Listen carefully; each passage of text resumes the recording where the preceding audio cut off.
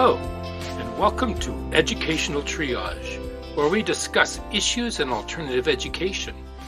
This is a discussion about teaching, by teachers, for teachers, and others who are interested in the alternative education world. We hope you find today's episode relevant, engaging, and useful. And if you do, please subscribe. I'm Tony Hunt, and I'm here to help guide you with the help of my friends Christy and Philip. Welcome back to Educational Triage, and this week I am joined with Guide Philip. Hello, Philip. And this week we are taking on equity. What is equity, and do we really teach it? Do we really actually teach it? First of all, maybe we need to figure out what the definition of equity is. And, if you're wondering, where's Christy? We don't know. She was running a little bit behind, and we don't know what happened. So hopefully we'll find her again. So equity means offering individualized support to students that address possible barriers like poverty, limited transportation, other cultural precepts that might affect the learning outcomes, etc. So, Philip, does that come close to your definition of equity? Definitely, maybe. So definitely I looked it up. I gave old Merriam-Webster a try, and I had this definition, which befuddled me more. The first piece is definition of equity is justice according to natural law, right? That didn't get me anywhere. And then the second was the money value of property or interest. Yeah, no thanks. And then the third was a system of law originating in English chancery or compromise, a settle or formal body of legal. Never mind. And I went, well, that doesn't help. So I went to the synonyms and antonyms because that'll give you a clue. And that gave me something. That went synonyms: detachment, disinterest, even-handedness, fair-mindedness, fairness, impartiality, justice, neutralism, neutrality, objectiveness or objectivity. Antonyms are bias, favor, one-sidedness, partiality, or prejudice. That helps me a lot. So, in regard to equity in education, I can say that I've always treated every student without bias, with fair-mindedness. I've gotten to them what they needed, with not detachment, but with a neutrality. If you could read better but needed more math assistance, I saw to it that you got more math assistance.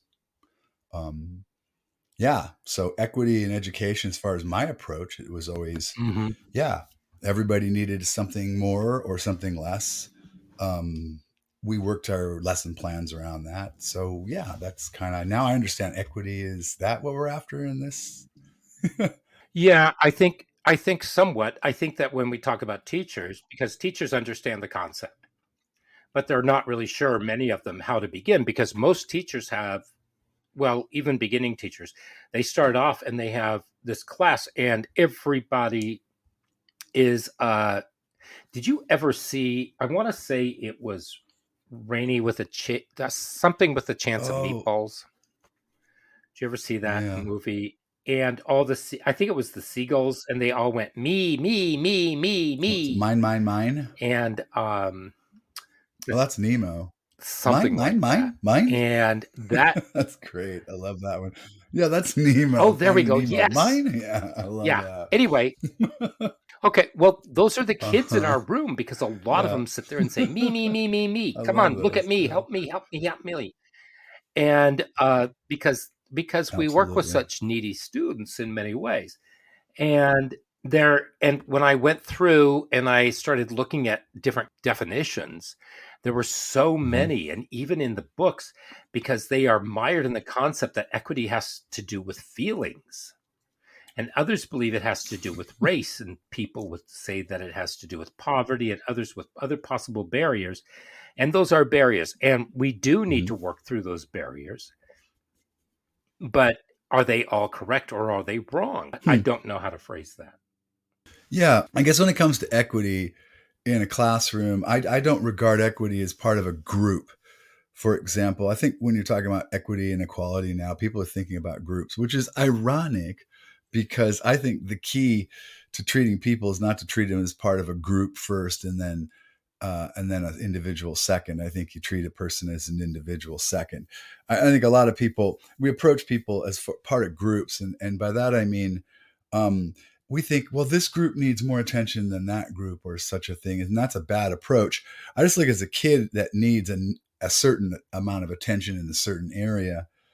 So these kids need attention, like Right. less or more. Like I said, if a kid's having an emotional outburst, like you said, or they need a certain emotional need, I'm not a counselor, and I'm the first person to go, Uncle, and then I'll go, you're having an emotional breakdown, and many a time I did working alternative. Lord knows we had those where the kids generally were sort of out of it Mm-hmm. because of an emotional need, and we had some great counselors. And I go, do you need to go see the counselor? Because it looks like you might. And they go, yeah, I really do. And I'd say, why don't you do that? That would be just fine with me. And that would be their field of expertise. And that's what they would do too. So there were needs that all the kids had. We would address them as needed. Right. And that's, well, Yeah, that's working through it. So, what I'm going to say is any student with any barrier that causes any struggle to learn is the target of there it any is. teaching by equity. Yeah, as individuals, as student individuals, not as groups of students. I think that in society today, I think we use that to Right. address groups in need of equity and equality. But a good teacher won't ever look as a student as a member of a group. A good teacher will look as a student as an individual in need of certain things. Mm-hmm.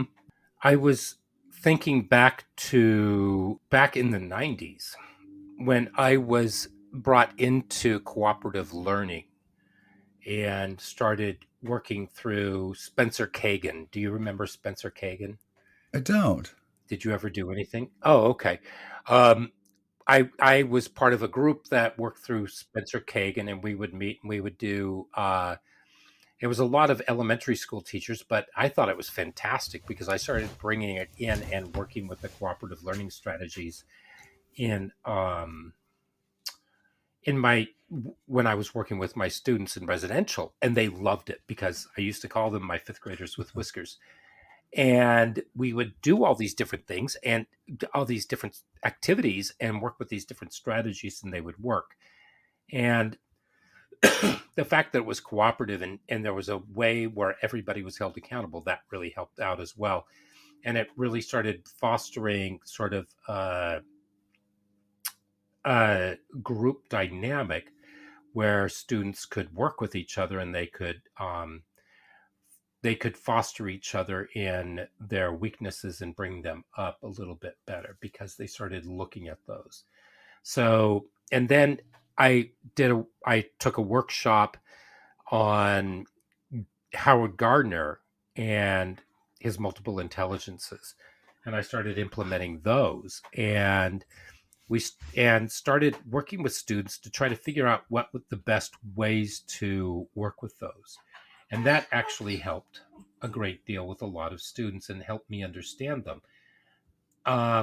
But I think that there needed to be more follow through because sometimes you find yourself on a precipice and you're not really sure which way to go, and the answer isn't right there for you. And so I don't like trying things on students that I'm not sure what the outcome is going to be exactly and whether or not we're going to start losing time.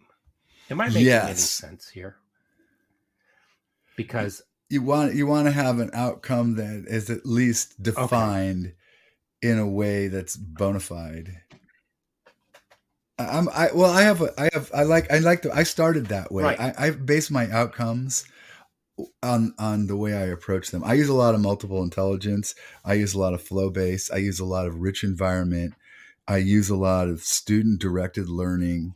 I use a lot of coming around. I allow the students to go off lesson, but somehow it always stays within range and comes back. When it comes to safety, with the rich environment, if it's physical, safety is utmost. I'm a um, real stickler on safety, but it sometimes can get extreme, like a climbing wall, things like that. Um, but the lesson Mm-hmm. is always rich. So the outcome is always kind of unexpected, and I learn and I build from that. Yeah. So it's a lot of fun. I like outcomes that change, though. So in that regard, I like playing with outcomes. What I think,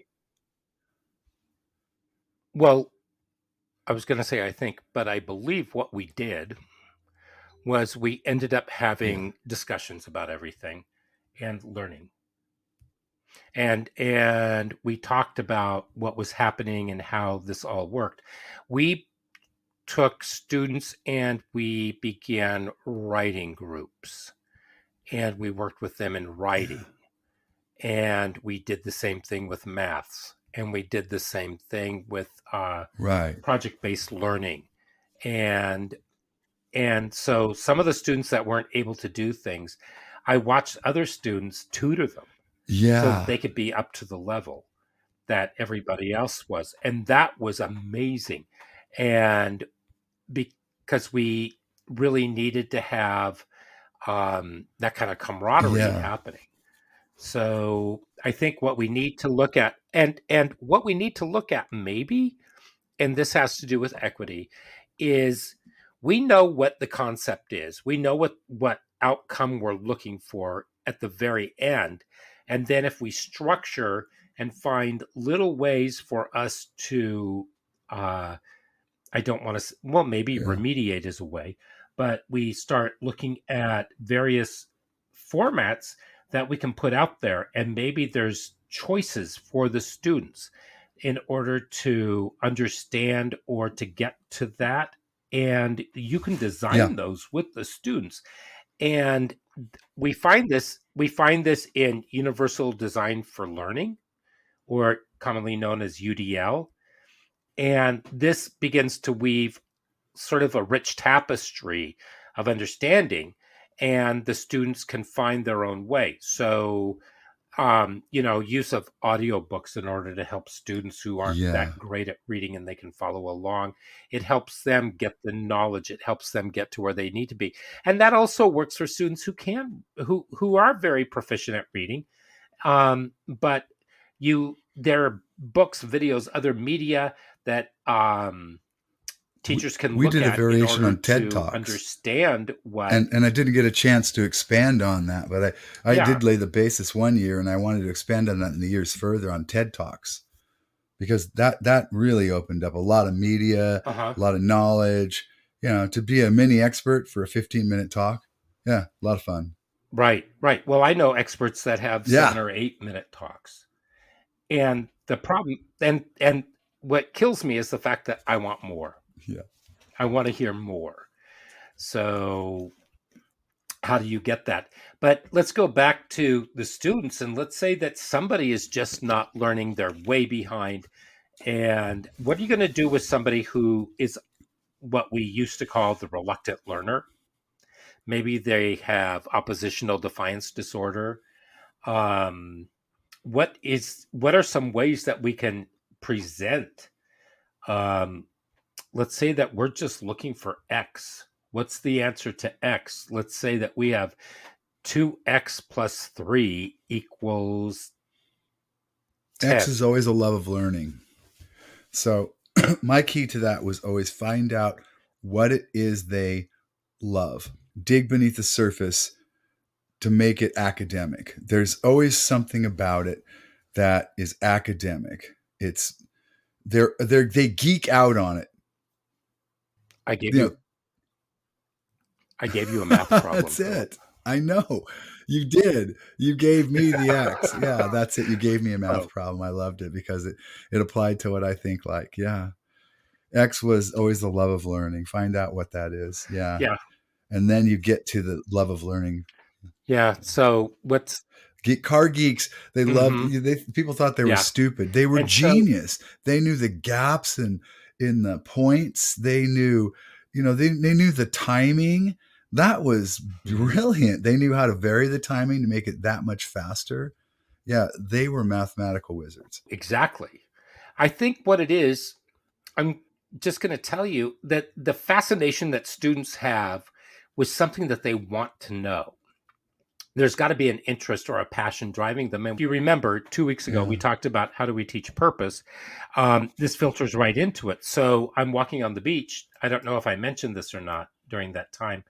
I'm walking on the beach with the students, and because we're doing a project for Solve, and one of my students is walking with me, and we're picking up trash, and he looks up and he says, "What are they doing up there?" And they were drilling in these supports, these major steel beams, in order to support sandstone cliffs. the Yeah. cliff Yeah. from going.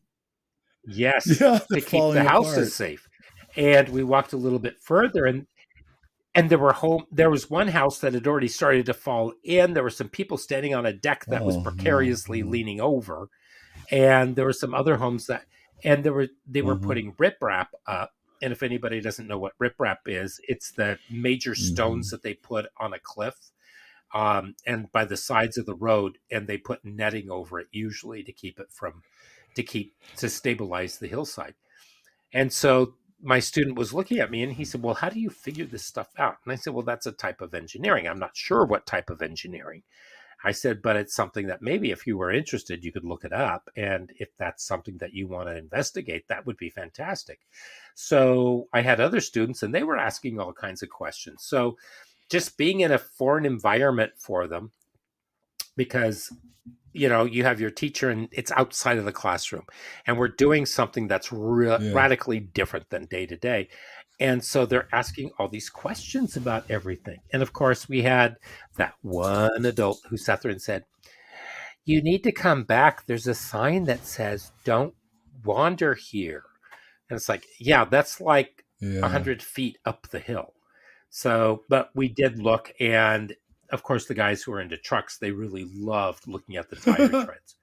But yeah, no, that's so. What was equity for that? Well, for that one student, it was um, just he's a bright kid. He's just not motivated, and that level of interest where he just wanted to talk and he got really excited about it was the first time I'd ever seen that coming from him.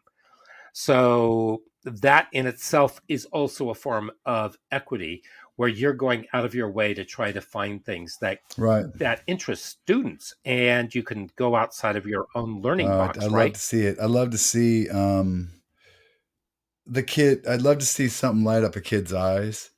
We start talking about something. One kid asked me about music. He actually asked me what music I would recommend he listened to. You should have seen my eyes light up. And I gave him a list, and he wrote it down meticulously. How do you spell that? How do you spell that? He came back the next day and had listened to most, if not all, of the entire list and was entirely excited about all of it. And I was like, "Kid, you've been bit." Yeah, I could tell you've just been bit. Yeah, it was fascinating. I play music when I guest teach when I can, and he said, "I really like your selections. Can you pass on some more selections to me?" So yeah, here we go. It's always fun. I'll talk about stuff in class or something, and I'll see somebody go, "What are you talking about?" And then they'll listen more, or they'll say, "Hey, that's interesting. Can you tell me more about that?" It's really fun to talk to people. Yeah, Hmm. Yeah, see, building the relation, you have to have the relationship first before yeah, they're going to yeah. trust you with anything. And and and they also need, because if you're going to look at Tommy Thumbsucker and say, "Okay, well, I developed this thing, so which one of these things do you want to do?" And he just grabs one and then he runs with it, except he says, "I want to do this one where I can get up and I can move around a lot." And then he's like playing basketball with his friends with pieces of paper, right? So he's not really Mm. doing what he's supposed to be doing, but you gave him that option. So if you have the relationship and they respect you and they respect your relationship, then that's going to make all the difference. So they have to know what the expectations are, et cetera, et cetera, et cetera. And I think, but what also needs to be clear is how used to being successful is the student. Because if a student doesn't feel as though they're going to be successful, that's another barrier. Yeah.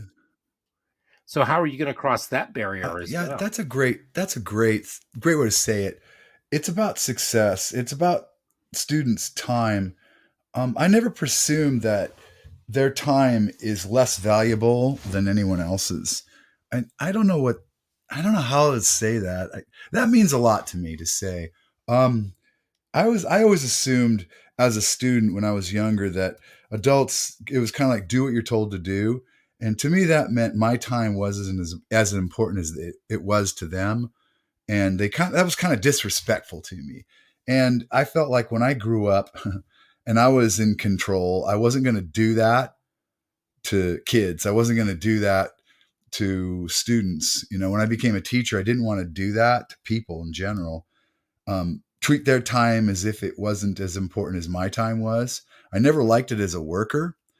I actually, as a paramedic, was paid 24 hours to work, but they didn't pay me for 8 of it when I slept at quarters unless I was up for more than 2 hours. So they could pay me to wake up, go drive someplace and say standby for 45 minutes and drive back. But if I wasn't up for more than 2 hours, they weren't going to pay me at all for that 8 hours I slept at quarters. So, I mean, that's kind of like taking my time. I still had to pay for someone to stay at my house with my kids and things, and they didn't pay me for any of that. Yeah, so there was a way of stealing my time. And so I always figured I wasn't going to waste kids' time. So if I ever asked them to do something, I had to make it worth their time. And so I never really ordered them around. So even as a guest teacher, the expectation is always if you're here, I'm going to make it worth your time. I'll never ask you to do something just for stupid sake. You know, like here's a worksheet because I got nothing better for you to do Right. ever, or assign an entire class because I'm just And too lazy to edit it down online. I know you took half of it, and I just want you to do the whole thing because I'm kind of Mhm. lazy and I just want you to do the whole thing. I know that you did half the class. I'll take half of it out Right. because your time is valuable and you had better things to do than just I don't want to do it for you. You know, we're people. Let's negotiate our time. You see what I'm saying? That's equity too. Time is equity. It's Right. respectful. Well, Correct. and so is the negotiation. Thank you.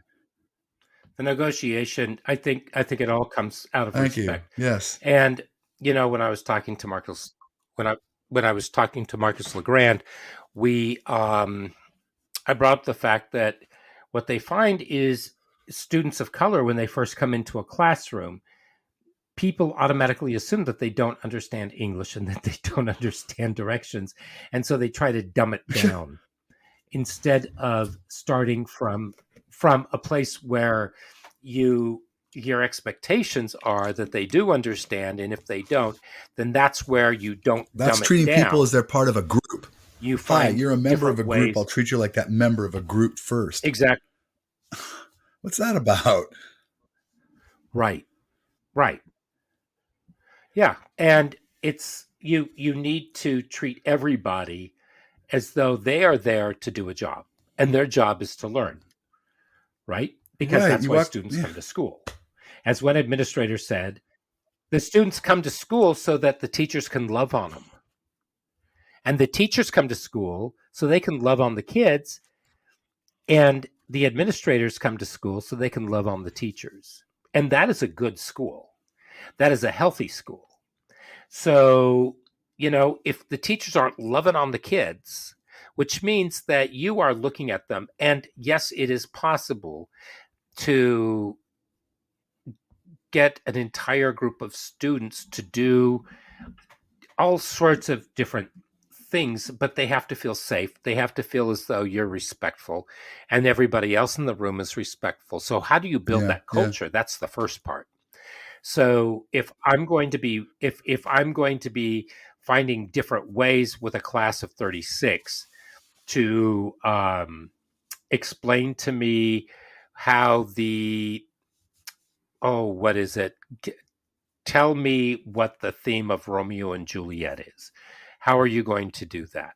And maybe for somebody, they want to paint a picture and then they can explain it.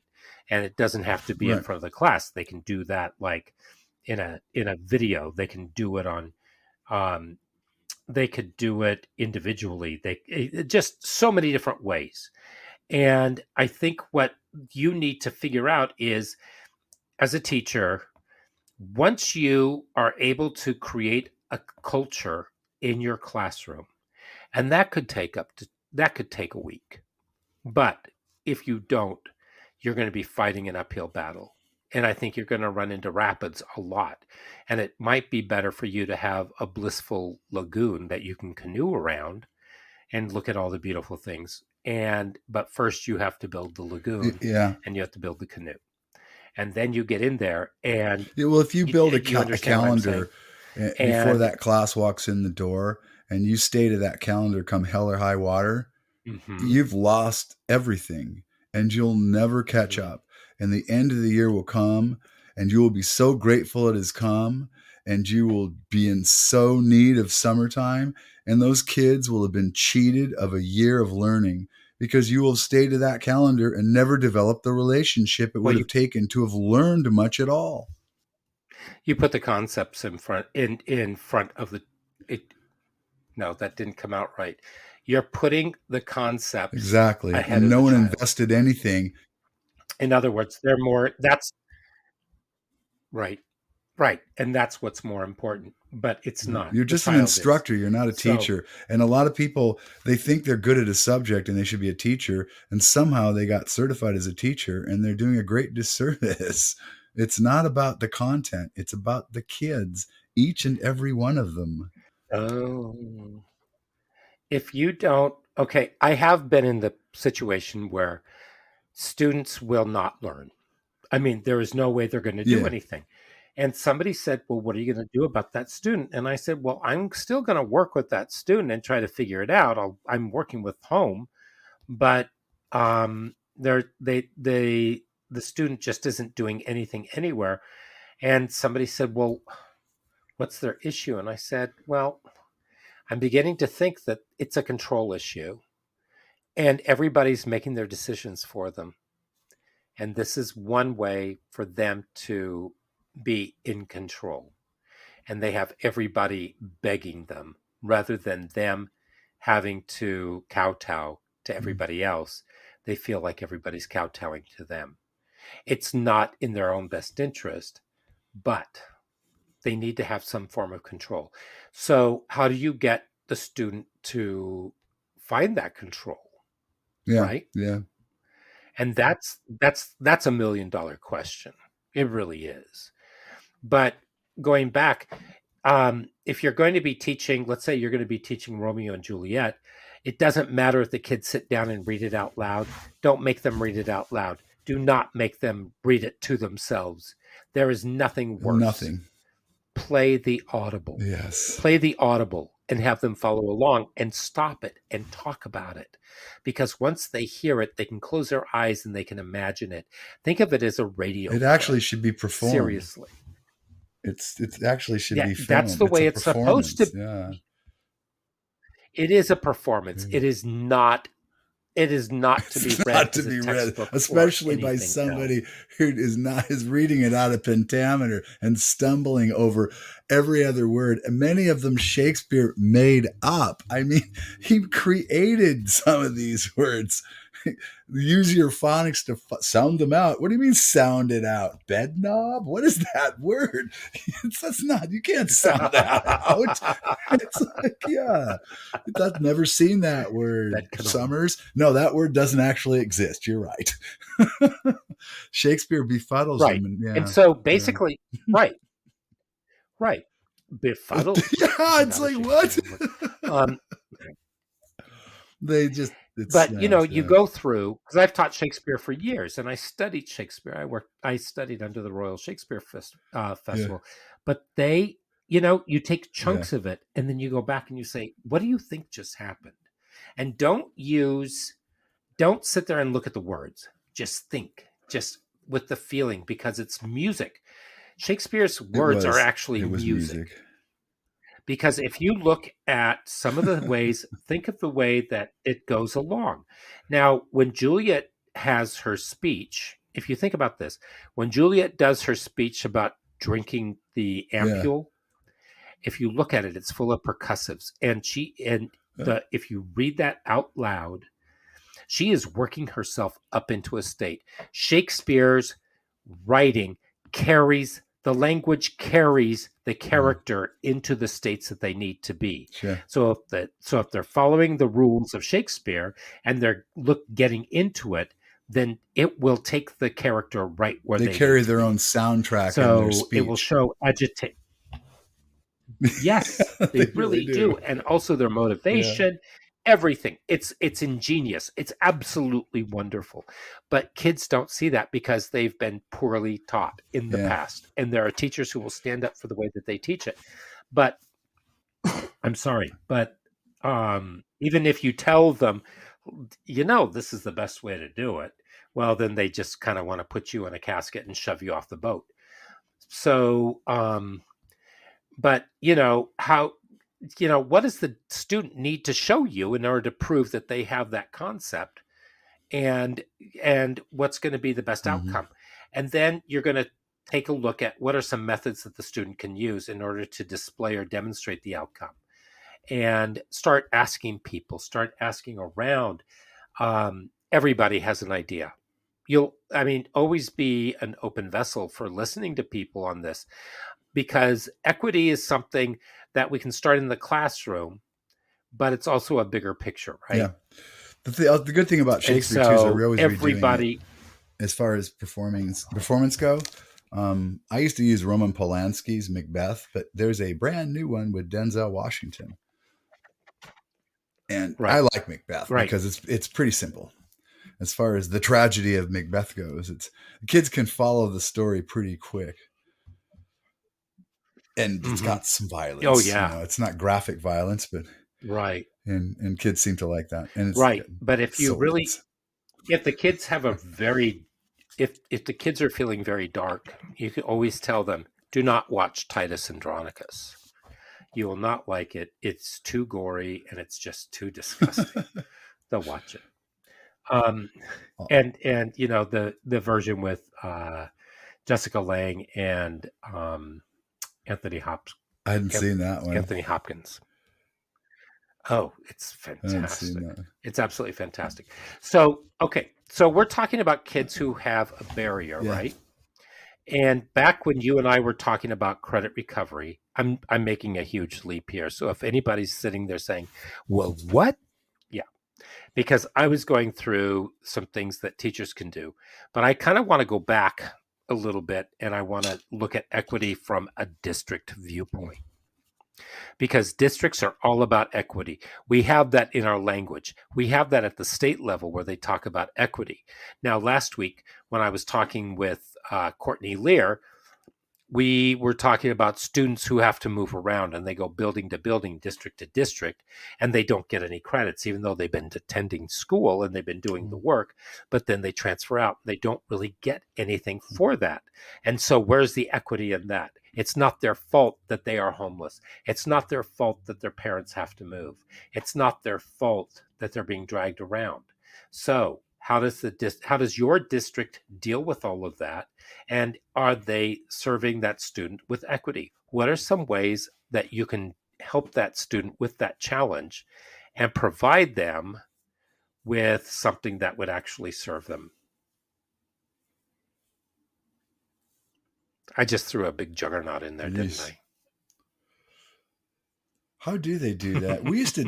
I used to actually track down credits. If I had a kid, I remember the main things that they would do for me is track down the credits and bring them together and get me a complete transcript. That was one of the first things we did.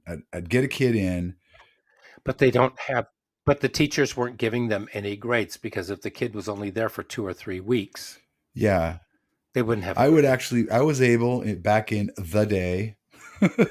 They probably don't do it anymore. I was able to call up teachers and ask them how much work did they do? Was it quality? Was it enough? Can I give them X amount of credit? And I was able to edit them. I don't generally they weren't able to get credit. Being alternative kids, they kind of ended up with us because they didn't go to class.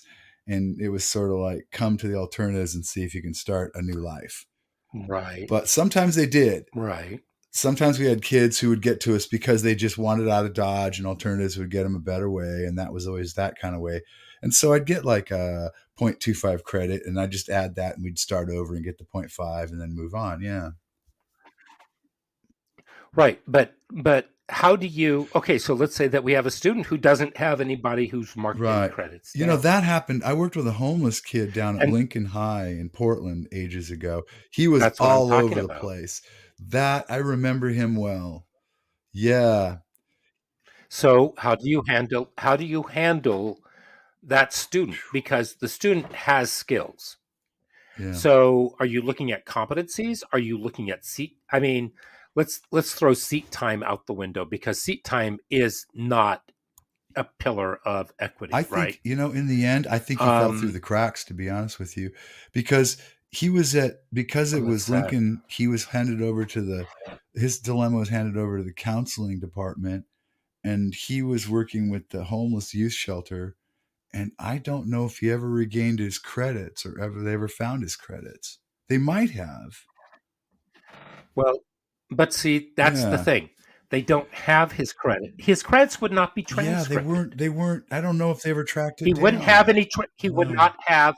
I don't know. They wouldn't be able to track No. anything down. Probably Philip, not. you've gone to 5 different high Yeah, it's not schools. going to happen. You've gone to 5 different high schools in It's nine not going to weeks. happen. How are they going to tell Yeah. you how many credits you have after those 9 weeks? They're going to throw those credits out He the went door. to a suburban high You're going to have to school, make up and he that ended up in the quarter. streets of Portland, as I recall. They probably never tracked down anything.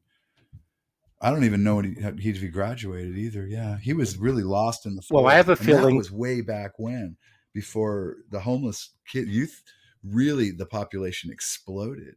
Yeah, Right. absolutely. But Philip, I'm not sure that you're No, I know catching on to what exactly what I'm you're saying, talking because you're about. still Exactly. There are so many kids that okay have lost because so much time you in have just school. It's just right, unimaginable. Yeah, it's impossible and to then imagine. Yeah. and then they come into a school. Then they come into a school, and the school says, "Well, you don't have any of Yeah. this stuff, so you're going to have to retake There's it." no way. Well, that's not fair to the kid, especially if the kid comes in the second quarter. And how are they supposed to get a semester credit? I mean, what do you do for that student? What How do do you you do? individualize a program for Not in a that public student high so the school. student can go Don't do through it? anything for them there, unless you've got some kind of outreach program Well, or a credit. You're doing a credit recovery. You can't do anything there either. What do you do for them? yes, you Yeah, can. assign them the whole Well, what class. they would do is they would throw them in. They would assign him the whole class on the computer No in way. front of a computer platform and tell them to do that. That doesn't help No. with any of the skills that the student has. What can they do? To put kids in front of a computer and tell them and Well, expect them to get their to be doing all of their work on a computer because they didn't make the credits in a class. That's not equity. that is not That's equity. not working with equity. That's not giving them anything. That's not allowing them to That's a show dead end. what they are best able to do. And it is It's a a dead dead end. end. And it's very passive, and it doesn't give them the best that they can I be. do believe And we've it doesn't uncovered one of use, these sources of homelessness, houselessness. Yeah, because what are you left with? You've got no education, no promise, no means of support. There's got to be. It's a siphon for just tragedy. There's no way to recover from that. well, there are programs, Yeah, but I recall there were one or two programs. There was one very viable uh, program for yeah, homeless youth in Portland, in downtown Portland. And it was an educational program. And they did all kinds of things. They were so innovative. It was wonderful. yeah. And I don't know what happened. The problem is, here's the other part of the problem, and that is the funding that goes to these programs that help those students. It gets cut. Yeah. Why does it get cut? Because the city the city or the district wants to use that money in other ways, and they don't determined that these students are the most viable, and they keep trying to figure out ways to keep their margins, I suppose. But as far as Yeah. What is it districts, about that? here's what districts do. Districts talk about equity. They love to showboat equity, but there's no water for the boat to float on. Does that Yeah, make there's sense? there a dead end like that has to stop. There cannot be a siphon like that onto the streets. No youth should just go, well, screw it then. I'm just going to live in a box. I'm just going to Right? go How do into you get? sexual How do you? predatory situations because I got no other way to live. It should never occur. Mhm. No, it shouldn't. But now that we've taken care of that, let's go back Yes. to the teachers in the classroom in the schools.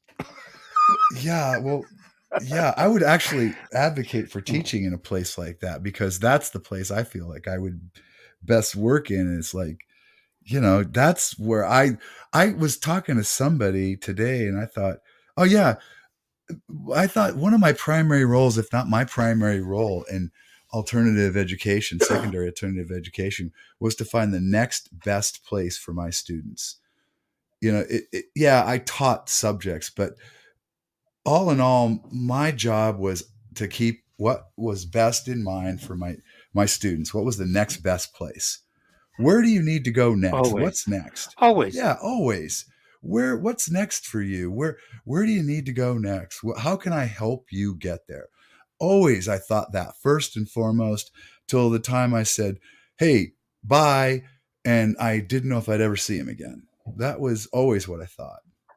Um, Above all else, I guess after it's all said and done, that's that. So, that's what makes a teacher a teacher. That's what made me what I was. I always thought that was what was best. Let's get you prepared, and I wish you the best of luck. Yeah, I believed in everyone that did that. So, yeah, that's equity for me. What could I Well, best yeah. do to get you there?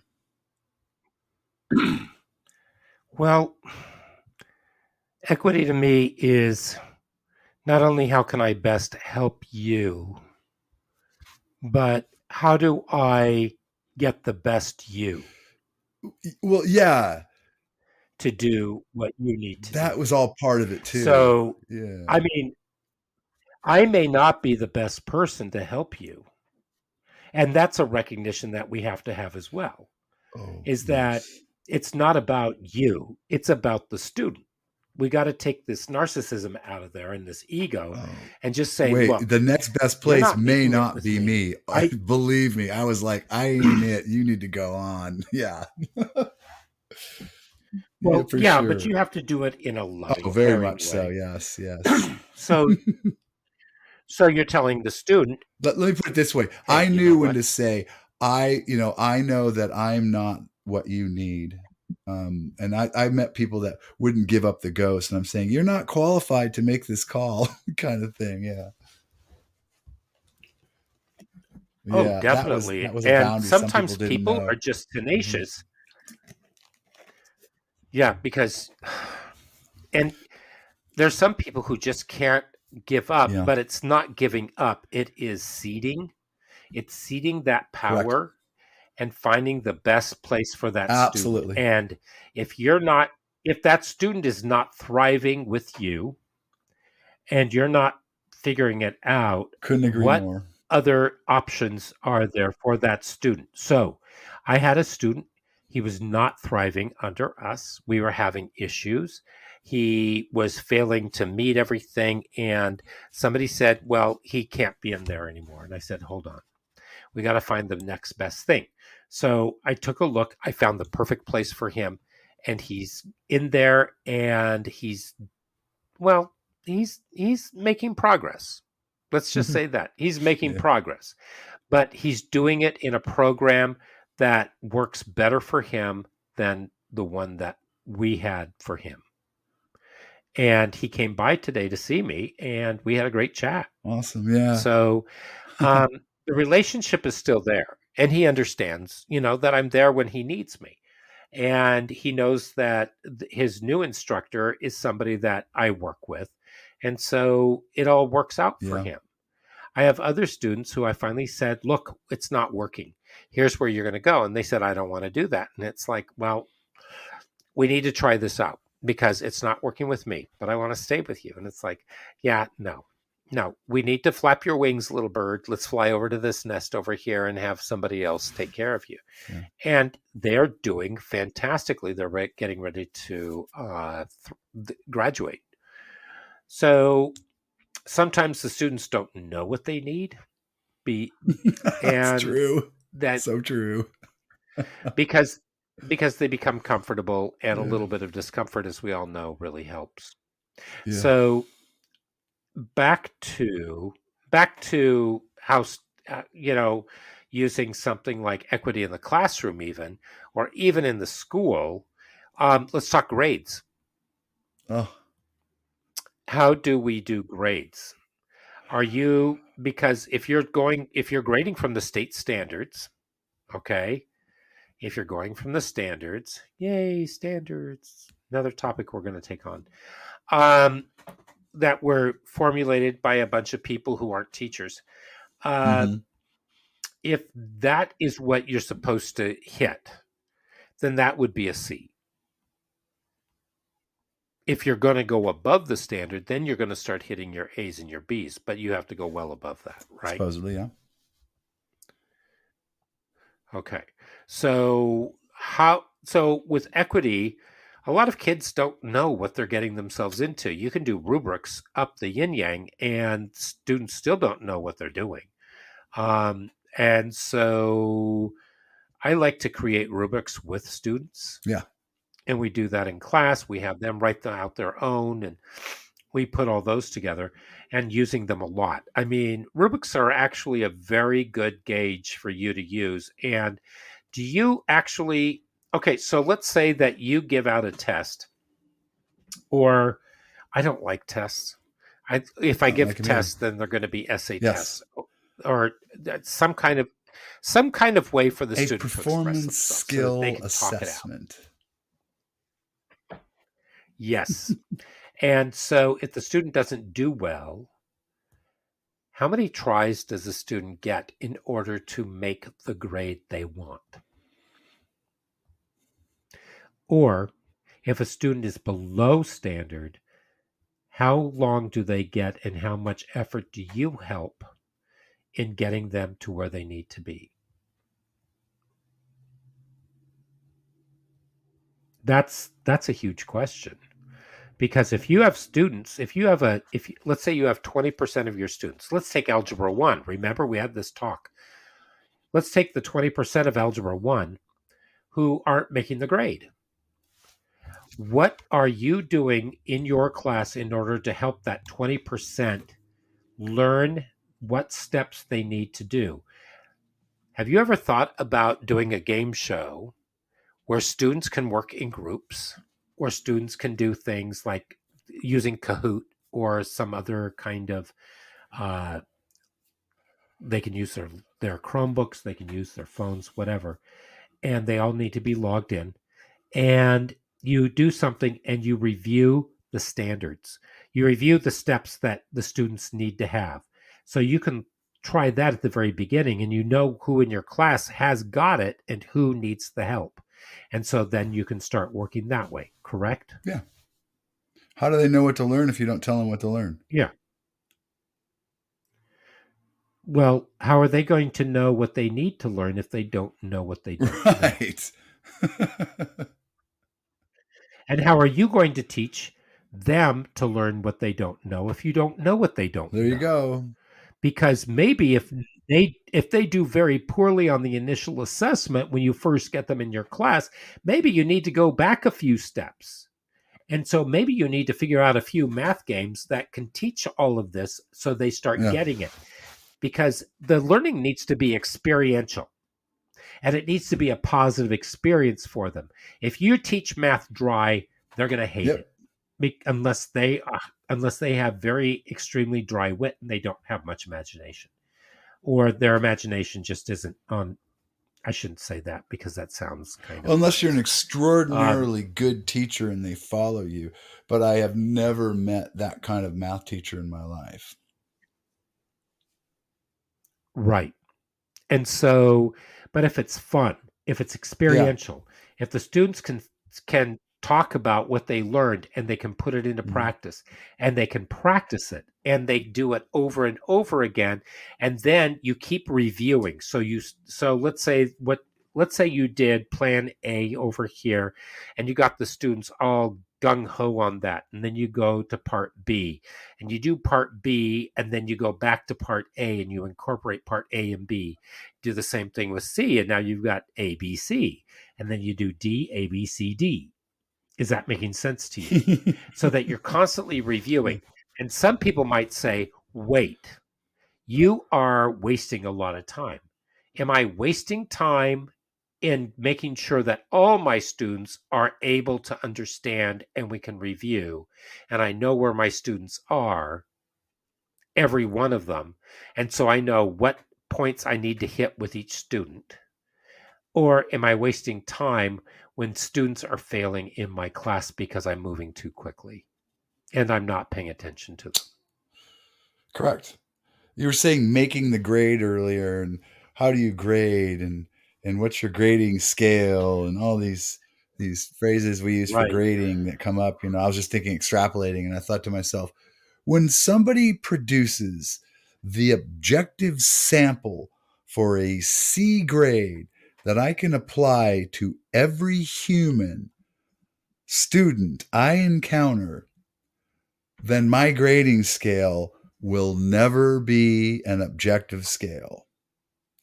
There's no way to qualify and Right. quantify every human on an objective scale, regardless of what number you put on it, regardless of what standard you apply. A human being is a human being, and we are not comparable to each other. And to compare ourselves to each other is to limit each other and ourselves. Well, I think that's right. And I think that's why we need to look at what are they doing and what's the rubric for what they're doing in order to achieve that concept. Exactly the fault in our So education system to if I begin want to, with. so if I need to know that you understand what the term theme is and what's the theme in Romeo and Mm-hmm. Juliet, and you're going to, let's say you compose a song for me and you're going to sing that song for me. Or let's say that you are going to, Lord, I don't know, you're going to enact a skit Yeah. with your friends and you do that and you put that whole thing together. And I don't know how you're going to Mm-hmm. do it. Or let's say that you do a piece of art. Let's say that you do a diorama. You're doing Yeah. something. Is that it is why isn't that Correct. working? Well, it's English class. What is English class? English is about Mm-hmm. communicating. English is about understanding what's going on with your language. It doesn't need to be written down. Not everybody can write. Let's say that Juan Pablo, who's an ELD student, he kind of gets what's going on. He's not going to be able to write you a paper because he's an ELPA 2 student. Correct. And but he knows what's going on. So you say, okay, so how's this sound? What can you do to show me what you understand about Romeo and Juliet and what is the play really about without telling me what it's about? Right. How can you add to the literacy of our society, and how So, can I understand what you're adding to the literacy society, and how do we communicate that? It's where is there a standard that says you have to communicate that literacy in the understandable form that it's been written down in through the ages? I mean, we are creating and recreating ourselves so quickly now. These standards are mhm, they're sort of creating and recreating themselves anyway, and someone's holding us to them. And I don't understand why we're worshiping them so steadfastly. It's about learning. It's not about what we're learning. It's yeah. about how we're learning. And for the sake of what we're learning, we're forgetting how to learn. And we're not learning fast enough. Well, I think what it is when people go into teaching, they believe that they need to be the expert Uh-huh. in whatever it is they're Yep. teaching. So that's I think that may be one of the biggest problems, and that may be one of the biggest barriers for teachers, because the idea of teaching is to learn more. Makes Yeah. sense? When I got into teaching, It is. when I started Yeah. teaching, I was having the best time in the world. I loved teaching because I was learning so Yeah. much, because the students, what they told me, because I was an English teacher, and the students would come in, we would talk, and we would just have a Yep. blast. And we would go over so much. I taught humanities, I taught speech and debate, I taught theater, I've taught choir, Yep. and I taught ELD. I taught many things. And it was always about the communication and the sharing of that. That's what was important. If somebody didn't understand something, I tried to find the best way to Right. communicate with them. If it was just like writing numbers, if it had something to do with, because I lived in South America, so I know some Spanish, right? I mean, I worked with a Right. migrant Yeah, education project, and I had to immersed. be able to speak Spanish for that. Yeah. So, but there are other languages, because I've also had to work with Russians. I've had to work with people from Georgia, and I don't mean the I southern know. state. Yeah. I mean the country, Georgia. Right. Well, just for our listeners. And, people from Ukraine, people from Belarus. I've had to work with people from all over the world. And in explaining to them how they're going to learn, I had to learn. And when I found something that worked, it was joyous. It was a eureka moment, right? And we need those students to have the same kind of experience with what they're doing, regardless of their background, regardless of anything. We have to find the joy. And I think it was when we first got going, I said that the students are treasure troves, and they are. And that's our job. Every single student that walks through your door has a treasure inside of them. And it's our job to open that chest, not literally their chest, open the treasure Yeah. chest up Yeah. and Yeah. find out what is inside there, so that we can so that they can exploit it for themselves and use it and start to learn and find that success. I think the base premise of this is equity equals success for every student. That's exactly it. And if you're a good teacher, you just want to know what they need to, yeah, and facilitate that. Teachers, we're not experts at everything. We're experts at learning because we love to learn, and we've learned how to learn. We're experienced at Exactly. it's what we do. It's our shtick. Exactly. Right. So here's what I'm going to say. There are some great books on universal design for learning. I'm going to put some of them in the show notes, and there are some articles or finding books on equity. I think people can generally find. I did find some ways and some ideas on how to be equitable in the classroom, so I'll put those in the show notes as well if people want to look at those and use them or not. And I think that this opens a whole new it opens a whole new discussion that I hope that people can take with them. And the idea of equity is challenge it and always ask questions and talk to your peers about whether or not a strategy is equitable and what we can always do to improve ourselves. We always need to improve ourselves. Is that correct? That is true. Indeed. Okay, so I think we'll wrap it up. And I want to thank you very much for being here, and for all of our listeners, thank you, and we will see you next week. Ciao.